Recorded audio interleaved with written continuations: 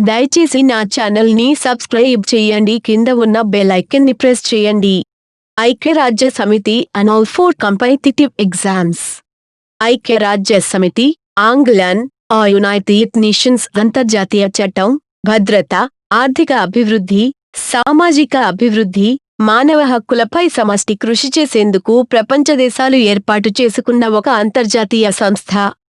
మొదటి ప్రపంచ యుద్ధం తరువాత ఏర్పాటు చేసిన నానాజాతి సమితి లీగ్ ఆఫ్ నేషన్స్ రెండవ ప్రపంచ యుద్ధాన్ని నివారించుటలో విఫలమగుటచే దానికి ప్రత్యామ్నాయముగా 1945లో ఐక్యరాజ్య సమితి స్థాపించబడింది. ప్రస్తుతం 193 దేశాలు ఐక్యరాజ్య సమితిలో సభ్యదేశాలుగా ఉన్నాయి. ఐక్యరాజ్య సమితిలో ప్రధానంగా 6 అంగాలు ఉన్నాయి. సర్వప్రతినిధి సభలో ఐక్యరాజ్య సమితిలో ప్రవేశించిన అన్ని దేశాలకు సభ్యత్వం ఉండగా భద్రతామండలిలో 15 దేశాలకు మాత్రమే సభ్యత్వం ఉంటుంది. అందులో 10 దేశాలు 2 ఏళ్లకోసారి ఎన్నిక ద్వారా సభ్యత్వం పొందగా మరో 5 దేశాలు శాశ్వత సభ్య దేశాలు. అవి America, Russia, Britain, China, France. ప్రధాన కార్యాలయం న్యూయార్క్ నగరంలో ఉంది. దీని ప్రస్తుత ప్రధాన కార్యదర్శి ఆంటోనియో గుటెర్స్. ఐక్యరాజ్య సమితి స్థాపించబడిన అక్టోబరు 24వ తేదీని ప్రతి సంవత్సరం ఐక్యరాజ్య సమితి దినోత్సవంగా పాటిస్తారు. మెత్తి ఆవిర్భావం 1941లో హెచ్ఎంఎస్ ప్రిన్స్ వాల్స్ అనే నౌకపై రూజ్వెల్ట్, చర్చిల్. రెండవ ప్రపంచ యుద్ధం జరుగుతున్న సమయంలోనే 1941 ఆగస్టులో అమెరికా అధ్యక్షుడు థియోడర్ రూజ్వెల్ట్, బ్రిటిష్ ప్రధాని విన్స్టన్ చర్చిల్ అట్లాంటిక్ సముద్రంలో ఒక ఓడలో సమావేశమై కుదుర్చుకొన్న ఒప్పందాన్ని అట్లాంటిక్ చార్టర్ అంటారు. ప్రాదేశిక సమగ్రత కాపాడడం, యుద్ధ భయాన్ని తొలగించడం, శాంతిని నెలకొల్పడం, నిరాయుధీకరణ వంటి 8 అంశాలు ఈ ఒప్పందంలో ఉన్నాయి. ఈ ఒప్పందమే తరువాత ఐక్యరాజ్య సమితి సిద్ధాంతాలకు మౌలిక సూత్రాలుగా గుర్తింపు పొందినది.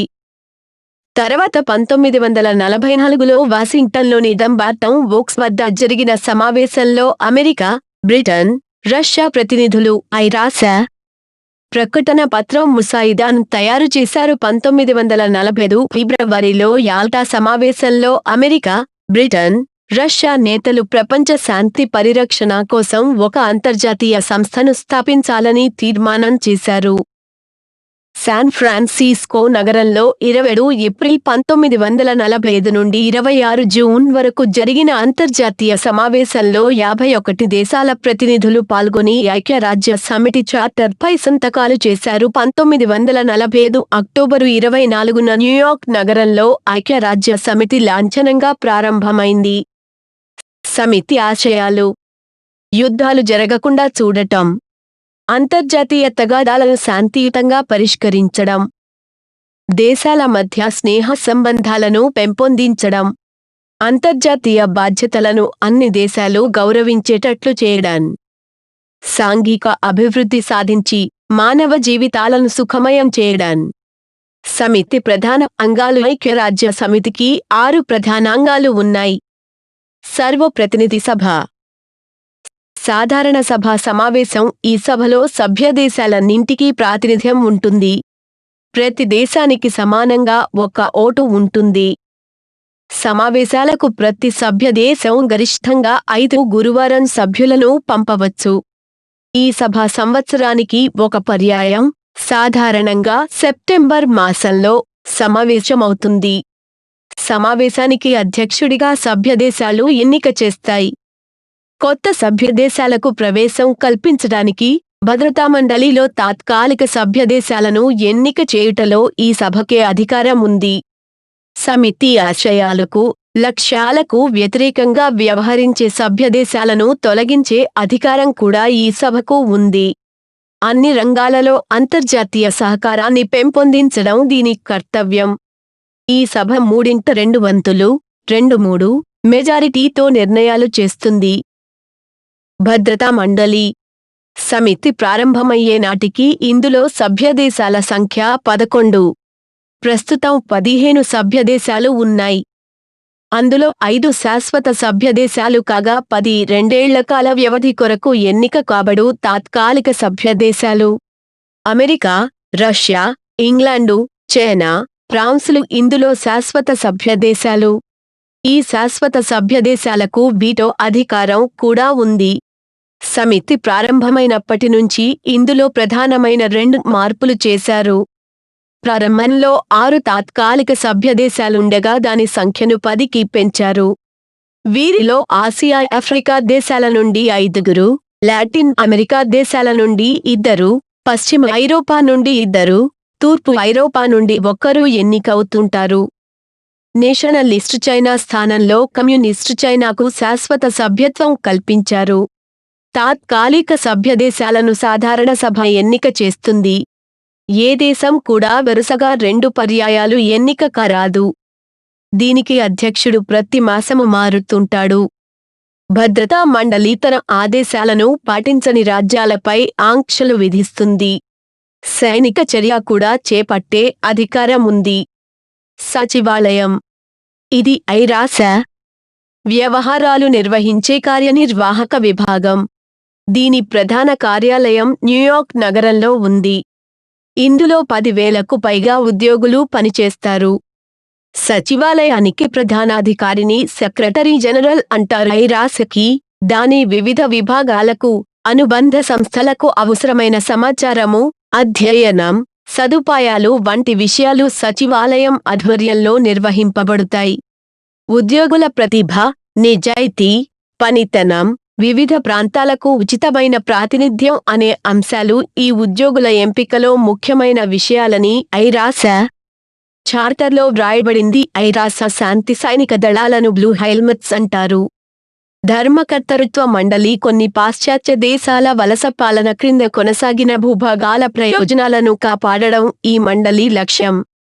ఇక్కడి ప్రజలను స్వీయ ప్రతిపత్తికి లేదా స్వయం పాలనకు లేదా స్వాతంత్ర్యానికి సిద్ధం చేయడం ఈ మండలి బాధ్యత. ఇది సంవత్సరానికి 2 సార్లు సమావేశమవుతుంది. ఇందులో 3 రకాల సభ్యత్వాలు ఉన్నాయి. ధర్మకర్తలుగా కొన్ని దేశాలను పాలిస్తున్న దేశాలు, భద్రతా మండలిలో శాశ్వత సభ్యత్వం కలిగిన దేశాలు, 3 ఏళ్ల కాల పరిమితికి ఎన్నికైనవి. ఆర్థిక, సాంఘిక మండలి ఇది సాధారణ సభ ఆధ్వర్యంలో పనిచేస్తుంది. ఇందులో 54 మంది సభ్యులుంటారు. ఈ మండలి ఏటా 2 సార్లు సమావేశమవుతుంది. ప్రజల జీవన స్థాయిని మెరుగుపరచడం, విద్య, సాంస్కృతిక, ఆరోగ్య రంగాలలో అంతర్జాతీయ సహకారానికి కృషి చేయడం, మానవ హక్కులను సమర్థించడం వంటివి ఈ మండలి ఆశయాలు. అంతర్జాతీయ న్యాయస్థానం మెయిన్ ఆర్టికల్. అంతర్జాతీయ న్యాయస్థానం అంతర్జాతీయ న్యాయస్థానం సాధారణంగా ప్రపంచ న్యాయస్థానంగా పిలువబడుతుంది. ఐక్యరాజ్య సమితి యొక్క ప్రాథమిక తీర్పులను ప్రకటించే అంగము. దీని కేంద్రం నెదర్లాండ్లోని హేగ్ నగరంలో గల శాంతి సౌధంలో యున్నది. దీని ప్రధాన కార్యక్రమం సభ్యదేశాల ద్వారా సమర్పించబడిన న్యాయపరవాదనలు ఆలకించడం, తీర్పు చెప్పడం. అంతర్జాతీయ న్యాయస్థానం, అంతర్జాతీయ క్రిమినల్ కోర్టు 2 వేరు సంస్థలు. వీటి రెండిటికీ ప్రపంచ పరిధి ఉంది. 1945లో ఐక్యరాజ్య సమితి చార్టర్ ఆధారంగా స్థాపించబడింది. 1946 నుండి పనిచేయడం ప్రారంభించింది. ఇది permanent court of international justice యొక్క వారసురాలు. ఐక్యరాజ్య సమితి అనుబంధ సంస్థలు.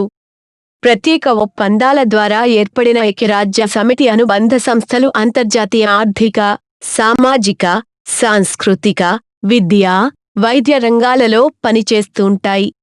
ఐక్యరాజ్య సమితి అంగాలలో ఒకటైన ఆర్థిక, సామాజిక మండలి ఈ అనుబంధ సంస్థలకు సహాయ సహకారాలు అందిస్తుంది. ఐక్యరాజ్య సమితి విద్యా, వైజ్ఞానిక, సాంస్కృతిక సంస్థ యునెస్కో ఈ సంస్థను 1946 నవంబరు 4 స్థాపించారు. దీని ప్రధాన కార్యాలయం పారిస్లో ఉంది. విద్య, విజ్ఞానం, సంస్కృతి రంగాలలో అంతర్జాతీయ సహకారానికి, ప్రగతికి, శాంతియుత సంబంధాలకు ఈ సంస్థ కృషి చేస్తుంది. దీని ప్రధాన అంగాలు 3. ఇవి తన పాలసీల తయారీ కొరకు, అధికార చెలామణి కొరకు, దైనందిన కార్యక్రమాల కొరకు పాటుపడతాయి. 1. సాధారణ సభ జనరల్ కాన్ఫరెన్సు. 2. కార్యనిర్వాహక board executive board. 3. Mantralayam secretariat కార్యనిర్వాహక బోర్డు సాధారణ సభచే 4 ఏండ్ల కొరకు ఎన్నుకోబడుతుంది. మంత్రాలయం దైనందిన కార్యక్రమాలను, దీని పరిపాలనా బాధ్యతలను చేపడుతుంది. దీని డైరెక్టర్ జనరల్ 4 ఏండ్ల కాల పరిమితికి ఎన్నుకోబడతాడు. దీనిలో 2100 మంది సిబ్బంది ఉంటారు. 3/2 సిబ్బంది పారిస్లోనే తమ కార్యక్రమాలను నిర్వహిస్తారు. మిగతా వారు ప్రపంచంలోని పలు దేశాలలో గల యునెస్కో కార్యాలయాలలో తమ కార్యక్రమాలను నిర్వహిస్తారు. ప్రపంచ ప్రజల జీవన ప్రమాణాల పెంచడానికి కావలసిన శాస్త్ర, సాంకేతిక రంగాలలో అభివృద్ధిని యునెస్కో ప్రధానంగా ప్రోత్సహిస్తుంది. ఇందుకోసం న్యూఢిల్లీ, కైరో, జకార్తా, మాంటెవిడియో, వెనిస్లలో కార్యాలయాలున్నాయి. ప్రస్తుతం యునెస్కోలో 192 దేశాలకు సభ్యత్వం ఉంది. ఐక్యరాజ్య సమితి అంతర్జాతీయ బాలల అత్యవసర నిధి లేదా ఐక్యరాజ్య సమితి అంతర్జాతీయ బాలల అత్యవసర నిధి యునిసెఫ్ లేదా UNICEF 1946 డిసెంబరు 11న ఈ సంస్థ ఏర్పాటైంది.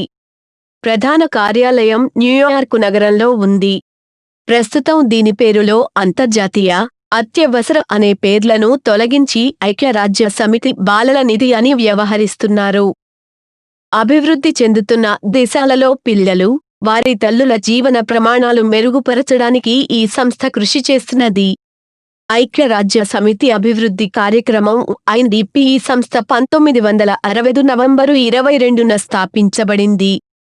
ప్రధాన కార్యాలయం న్యూయార్క్ నగరంలో ఉంది. అభివృద్ధి చెందుతున్న దేశాలు వాటి సంపదను వృద్ధి చేసుకునేందుకు అవసరమైన శిక్షణ, వైజ్ఞానిక సహాయ కార్యక్రమాలకు ఈ సంస్థ నిధులు సమకూరుస్తుంది. 1990 నుండి UNDP ఏటా మానవాభివృద్ధి నివేదికను విడుదల చేస్తున్నది. ఐక్యరాజ్య సమితి పర్యావరణ కార్యక్రమం UNEP స్వీడన్ రాజధాని స్టాక్హోమ్లో 5 జూన్ 1972న నిర్వహించిన పర్యావరణ సదస్సు ఫలితంగా UNEP రూపుదిద్దుకొంది. ఆహార, వ్యవసాయ సంస్థ FAO ప్రధాన కార్యాలయం రోమ్ నగరంలో ఉంది. 1945 అక్టోబరు 16న కెనడా దేశపు నగరం క్విబెక్లో జరిగిన సమావేశంలో ఈ సంస్థను ఏర్పాటు చేశారు. ఆ కారణంగానే ఏటా అక్టోబరు 16ను ప్రపంచ ఆహార దినోత్సవంగా నిర్వహిస్తున్నారు. పౌష్టికాహారం అందించడం, జీవన ప్రమాణాలు మెరుగుపరచడం, గ్రామీణ ప్రజల స్థితిగతులను అభివృద్ధి చేయడం, ఆహార, వ్యవసాయ ఉత్పత్తుల దిగుబడిని, పంపిణీని మెరుగుపరచడం ఈ సంస్థ లక్ష్యాలు. అంతర్జాతీయ కార్మిక సంస్థ ILO ఈ సంస్థ కేంద్ర కార్యాలయం స్విట్జర్లాండు దేశం జెనీవాలో ఉంది. 11 ఏప్రిల్ 1919న జాతి సమితి అనుబంధ సంస్థగా ఈ సంస్థ ఏర్పాటయ్యింది. అనంతరం ఐక్యరాజ్య సమితి అనుబంధ సంస్థగా రూపుదిద్దుకొంది. ప్రపంచవ్యాప్తంగా ఉన్న కార్మికుల జీవన ప్రమాణాల స్థాయిని పెంపొందించడానికి ఈ సంస్థ కృషి చేస్తున్నది. 1969లో ఈ సంస్థకు నోబెల్ శాంతి బహుమతి లభించింది. జెనీవాలో ఉన్న ప్రపంచ ఆరోగ్య సంస్థ ప్రధాన కార్యాలయం ప్రపంచ ఆరోగ్య సంస్థ WHO 1948 ఏప్రిల్ 7న ఈ సంస్థ ప్రారంభమైంది. దీని కేంద్ర కార్యాలయం స్విట్జర్లాండ్ దేశం జెనీవాలో ఉంది. ఇంకా Alexandria, Brazzaville, Copenhagen, Manila, New Delhi, Washington నగరాలలో ప్రాంతీయ కేంద్రాలు ఉన్నాయి. ప్రపంచవ్యాప్తంగా ప్రజలందరికీ అత్యుత్తమ ఆరోగ్య సేవలు అందించడం, అంటువ్యాధుల నివారణ ఈ సంస్థ ప్రధాన లక్ష్యాలు. అందుకోసం వైద్య పరిశోధనలను ప్రోత్సహిస్తుంది. మలేరియా, క్షయ, మశూచి వంటి వ్యాధులను నిర్మూలించడానికి ఈ సంస్థ కృషి చేసింది. ఎయిడ్స్ వ్యాధి నిరోధానికి ప్రస్తుతం చాలా కృషి చేస్తున్నది. ఐక్యరాజ్య సమితి పారిశ్రామిక అభివృద్ధి సంస్థ UNIDO ఈ సంస్థ ఐక్యరాజ్య సమితి సాధారణ సభకు చెందిన అంగంగా 1966 నవంబరు 17న ఏర్పాటైంది. 1985లో ప్రత్యేక సంస్థగా గుర్తించారు. ప్రధాన కార్యాలయం ఆస్ట్రియా దేశపు వియన్నాలో ఉంది. అభివృద్ధి చెందుతున్న, బాగా వెనుకబడిన దేశాల పారిశ్రామికీకరణకు, సంబంధిత పాలసీలకు ఈ సంస్థ సహకరిస్తుంది.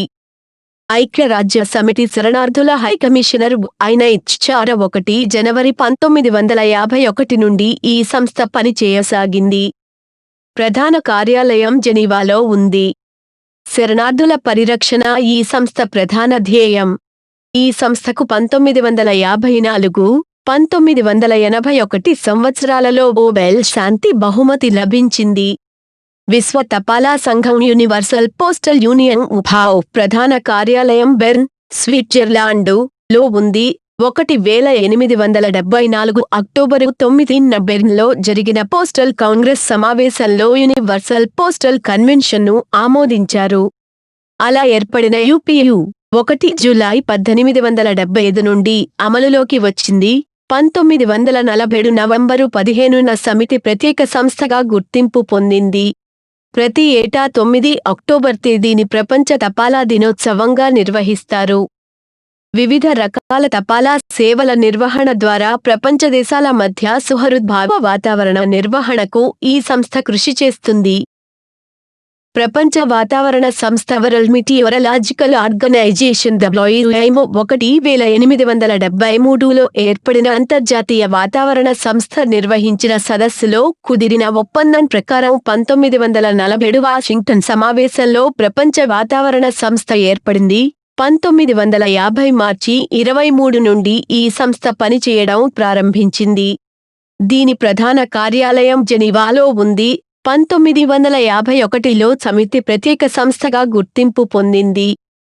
వాతావరణంలో సంభవించే మార్పుల గురించి ప్రపంచ దేశాలను అప్రమత్తం చేయడం, సమాచారాన్ని అందించేందుకు ప్రపంచవ్యాప్తంగా వాతావరణ పరిశీలన కేంద్రాలను ఏర్పాటు చేయడం, త్వరితంగా వాతావరణ సమాచారాన్ని అందించడం ఈ సంస్థ నిర్వహించే కార్యక్రమాలు. అంతర్జాతీయ అణు శక్తి సంస్థ 1953లో అమెరికా అధ్యక్షుడు డ్వైట్ ఐసెన్హోవర్ చేసిన శాంతి కోసం అణు శక్తి ప్రసంగం ఈ సంస్థ ఆవిర్భావానికి నాంది. 29 జూలై 1957న ఈ సంస్థ ప్రారంభమైంది. అణు శక్తిని కేవలం శాంతియుత కార్యక్రమాలకు ఉపయోగపడేలా చేయడం ఈ సంస్థ లక్ష్యం. దీని రాజధాని వియన్నాలో ఉంది. 2005లో ఈ సంస్థకు దాని అధ్యక్షుడు మహమ్మద్ అల్-బరాదీకి సంయుక్తంగా నోబెల్ శాంతి బహుమతి లభించింది. ఐక్యరాజ్య సమితి వాణిజ్య అభివృద్ధి సదస్సు UNCTAD 1964లో డిసెంబరు 30న దీని నెలకొల్పారు. ప్రధాన కార్యాలయం జెనీవాలో ఉంది.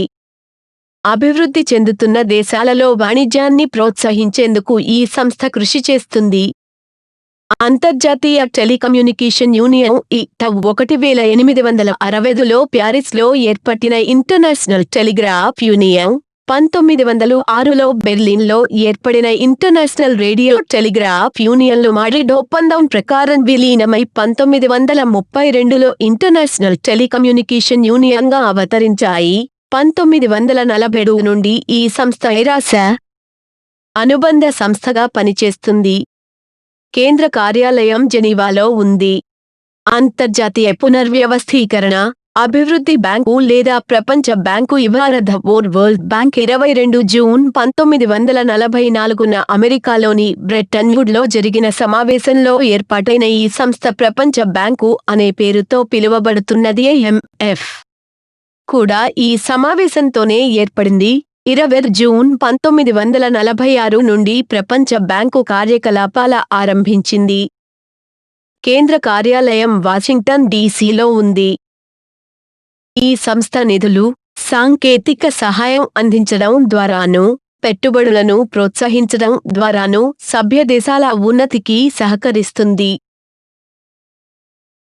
అదేవిధంగా అంతర్జాతీయ వాణిజ్యం పెంపొందించేందుకు, చెల్లింపుల సమతుల్యతను కాపాడేందుకు కృషి చేస్తుంది. ప్రపంచ బ్యాంకుకు 3 అనుబంధ సంస్థలున్నాయి.